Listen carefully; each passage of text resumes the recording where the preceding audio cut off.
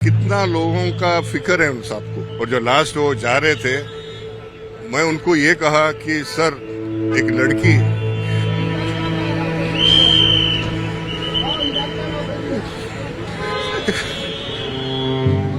जब भी माँ के घर से जाती है, कैसा लगता भाई, पैसा हमको लगा। वो खुद आंसू आ रहे थे, उनका पैर पड़ा।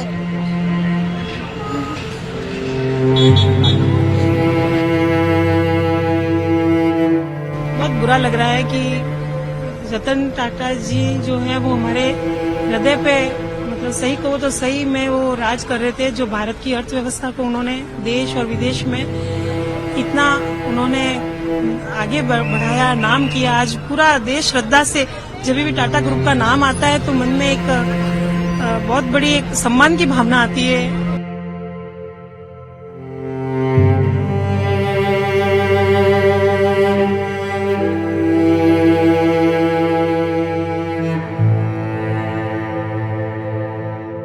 रतन टाटा इनके अंतिम दर्शन के लिए दूर दूर से लोग मुंबई आ गए हैं और इस वक्त उनके ऐसे ही एक पुराने एम्प्लॉय जो पुणे से आए हैं, वीवी रमेश, पुणे में जो है एडमिनिस्ट्रेशन हेड हुआ करते थे। सर, आपसे मैं जानना चाहूँगा, 35 साल के आपके एक्सपीरियंस में अगर कोई सुनहरी यादें रतन टाटा जी की जो आज आप शेयर करना चाहेंगे। तो रतन टाटा साहब का एक सपना था कि एक कार बनाए, तो इंडिका बन गया। तो आपको मालूम है, दूसरा एक था कि 4 फैमिली स्कूटर पे जाते थे, उसको नैनो बनाया। मतलब यही देखो कि कितना लोगों का फिक्र है उन सबको। आपकी आखिरी जो याद है वो उनसे क्या जुड़ी हुई है? आखिरी बार आपको कौन सा वो लम्हा उनके साथ बिताया हुआ आपको याद है? मैं बताता हूँ। 2013 में जब भी रिटायर हुए थे, 75 इयर्स, और जो लास्ट वो जा रहे थे, मैं उनको ये कहा कि सर, एक लड़की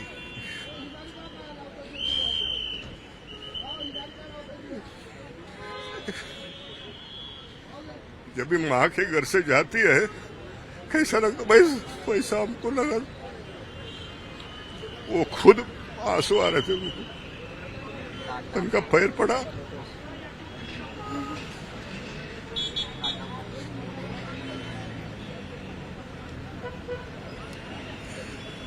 उनका एक्सपीरियंस इतना अच्छा है कि आप अभी ठीक है, अभी नहीं, आप 5 मिनट उनके बाजू में बैठो, आपका ज्ञान बढ़ जाएगा। ज्ञान 100% बढ़ेगा। आज अंतिम दर्शन कर लिया आप? कर लिया। और नवल टाटा से भी बात किया मैंने। मैं बोला, सर, ऐसा आदमी वापस मिलना बहुत नामुमकिन है। इतनी बड़ी शख्सियत, उनकी सरल लाइफ के बारे में आप क्या बताना चाहेंगे दर्शकों को कि वो कितने सरलता से अपना जीवन जीते? इतना सरल है कि मतलब मान लो रस्ते के ऊपर कोई ऐसा, मैं भिखारी नहीं बोलता, उनके भाषा में भिखारी नहीं है, वो भी इंसान है। वो इमीडिएटली उनको टैक्सी में या कार में बिठा के कहीं जाके उनको खिलाते थे। उनको पुलिस, सिक्योरिटी गार्ड भी बिल्कुल पसंद नहीं है। वो बोलता, मैं क्या राजकारण हूँ क्या, मैं किसका खून किया? कोई ऐसा किस्सा आपके साथ? मेरे साथ ही हुआ है। वो जब रात को रहते थे लेक हाउस में, तो मैं एक गार्ड लगाया विद गन। कार में उतरते उनका नजर उसके ऊपर गया और मेरे को बुला के ऐसा फायरिंग दिया मेरे को, मेरे आंखों में से आंसू आया। बोलता, अगले बार तू ऐसा अगर पुलिस और गार्ड और गन वाला रखेगा, तेरे को नौकरी से निकाल दूंगा। क्यों, क्या वजह? वो बोला, मेरे को बिल्कुल पसंद है, मैं ना किसका खून किया, ना भ्रष्टाचार किया, मैं क्या पॉलिटिशियन हूँ, ये वर्ड्स यूज किया। मैं बोला, सर सॉरी सर, उनका पैर पड़ा। उसके बाद हमारा ही सिक्योरिटी रखता था, कोई बाहर का गार्ड नहीं, कुछ नहीं। अब 28 दिसंबर को वापस वो कभी लेक हाउस नहीं पहुंचेंगे? नहीं पहुंचेंगे। वो बीच में आते थे, बट लेक हाउस नहीं आए, क्योंकि उन्होंने बोला कि टाटा कोड ऑफ कॉन्डक्ट उनके लिए। इस बात का आपको हमेशा गम रहेगा कि इसके आगे वो अपने जन्मदिन से पहले पुणे कभी नहीं आ पाए। वो बोले थे, वो बोला, आपको मालूम है, हमेशा बोलते थे प्रॉमिस इज अ प्रॉमिस। मेरे को बोला, तेरे घर पे आऊंगा, this is my promise. I am unfortunate, वो मेरे घर आ नहीं पाए। एक बार आए थे, 1 घंटा बैठ के गए। मैं रहता हूँ गुरु प्रसाद में, ओल्ड सोसाइटी, अभी आज ही 50 साल होता है उसका। काफी गम आपके लिए, मतलब वो क्या एक शख्सियत जो है वो क्या एक भगवान बराबर है? किस तरीके से आप उनको देखते हैं? आपके नजरिए में रतन टाटा क्या शख्सियत? भगवान है मेरे लिए, इसके आगे कोई वर्ड नहीं है। भगवान है। और मतलब पिता समान है, आशीर्वाद देते हैं और मेरा तकलीफ जो भी है थोड़ा बहुत उनको बताने से वो सोल्यूशन भी देते थे। मतलब मैं कुछ बोल नहीं सकता उनके बारे में। ऐसी कई सारी अनंत कहानियां हैं जो रतन टाटा से जुड़ी हुई हैं। हर किसी के जीवन को उन्होंने बहुत ही नजदीक से, जो करीब से उन्होंने स्पर्श किया हुआ है और आज यही नतीजा है कि उनके तमाम चाहने वाले लाखों की संख्या में मुंबई पहुंच गए ताकि वो उनका एक बार अंतिम दर्शन ले सकें।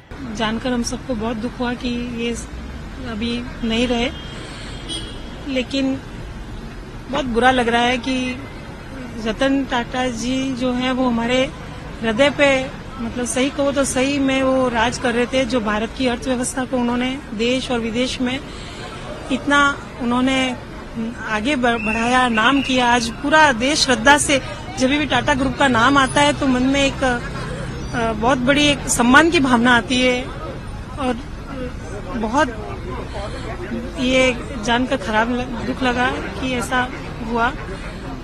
और बहुत ही विनम्र व्यक्ति थे। हम उन भाग्यशाली लोगों में से एक आम जनता जैसे लोग हैं, लेकिन हमको 2 बार मुझे व्यक्तिगत रूप से उन्हें देखने का मौका मिला। दोनों ही बार खुद वो स्वयं ही गाड़ी ड्राइव कर रहे थे। तो इतना बड़ा व्यक्ति और इतनी अच्छी गाड़ी, इतने अच्छे से उन्होंने ब्लू चेक्स का शर्ट और एक जीन्स पहनी हुई थी। और जब ताज होटल के बाहर वो आए तो उन्होंने चाबी दी, दरबान का पीठ थपथपाई। दोनों ही बार मैंने यही दृश्य देखा था। तो ये सबके लिए बहुत ही एक सीखने वाली बात है कि इतना बड़ा व्यक्ति, इतना विनम्र, जिसने लाखों लोगों को रोजगार दिया, आज देश की अर्थव्यवस्था में इतना बड़ा नाम किया। और सही में कहूँ तो एक पारसी समुदाय से जो आज रियल में जो कहते हैं कि वो दूध में शक्कर की तरह घुल गए, आज पूरे पारसी समुदाय का आज मतलब नाम गर्व से और पूरे भारत समाज का, पूरा एक देश का नाम जो उन्होंने ऊपर किया, उनके लिए अभी शब्द भी कम पड़ते हैं, क्या कहें उनके लिए। लेकिन बहुत थोड़ा उनका आशीर्वाद और थोड़ा समय रहता, इस युवा पीढ़ी को थोड़ा और मार्गदर्शन दे पाते, भगवान से ये प्रार्थना थी। लेकिन कहते हैं कि जन्म और मृत्यु दोनों जब जन्म लेते हैं उसी समय तय हो जाता है। लेकिन हमारी अश्रुभूषित श्रद्धांजलि है रतन जी साहब को। परमात्मा उनको, हम यही कहेंगे कि उनको फिर से पुनर्जन्म दें और बहुत बड़े उद्योगपति के रूप में हम उनको, एक नई जनरेशन फिर से उनको देखें। और जिस प्रकार से उन्होंने इतना इस जन्म में काम किया है, अगले जन्म में भी वो आए और बहुत इससे भी बहुत अच्छा और बड़ा काम करें। परमात्मा से प्रार्थना है, ईश्वर से प्रार्थना है। आपका नाम? हरिप्रिया। एक्चुअली हम दोनों लॉयर्स है। हम ऑफिस में ही थे और ऑफिस में हमने हमारे मोबाइल पे न्यूज देखा कि रतन टाटा इज नो मोर, ऐसे करके न्यूज देखा। तो तुरंत हम ऑफिस से निकले और सीधा इधर ब्रिज कैंडी ऑफिस में आ गए, गाड़ी निकाले और इधर आ गए। न्यूज सुनते ही हमें मालूम था, we were following the news कि रतन टाटा जी को कल ब्रिज कैंडी हॉस्पिटल में एडमिट किया था। So we were following it. पर जब न्यूज देखा ऑफिस में तो हम दोनों शॉक में थे और तुरंत हम गाड़ी निकाल के इधर हॉस्पिटल में इधर आ गए। Ratan Tata was truly a great man and he was identity of the India. उनके बहुत इंसिडेंसेस हमने पढ़े, सुने और उनसे हम प्रेरित भी होते हैं। हम यंग जनरेशन उनके लाइफ लेसन्स को फॉलो करते हैं कि कैसे उन्होंने अपने खुद की लाइफ लीड की और कैसे एक बिजनेस इतना बड़ा डेवलप किया। और ये सब होने के बाद भी उनका जो हम्बलनेस था वो मुझे बहुत पसंद आता था। इसकी वजह से मैं उनको बहुत फॉलो करता था। ये न्यूज बहुत ही सैड और शॉकिंग थे मेरे लिए, इसलिए मैं तुरंत इधर आ गया। वो कहते हैं ना कि बहुत जन्म के बाद कोई ऐसा युग पुरुष एक जन्म में मिलता है, तो वो रतन जी के बारे में वो बातें पूरी लगती है। और जैसे बात पता चली कि रतन जी अपने साथ अभी नहीं है, तो वहां से जो दुख शुरू हुआ, तो उनको ट्रिब्यूट देने के लिए यहाँ पे हम लोग खड़े। एज अ प्रोफेशनल लॉयर है, बट जो भी उन्होंने लाइफ जीती है और जिनके सब पे राज किया है, वो देख के ऐसा लगता है कि रतन जी जैसा आदमी वापस होना चाहिए भारत में। भारत को और उनकी जरूरत थी और भारत सदैव उनका ऋणी रहेगा। बहुत कुछ उन्होंने दिया है और रतन जी के लिए हैट्स ऑफ।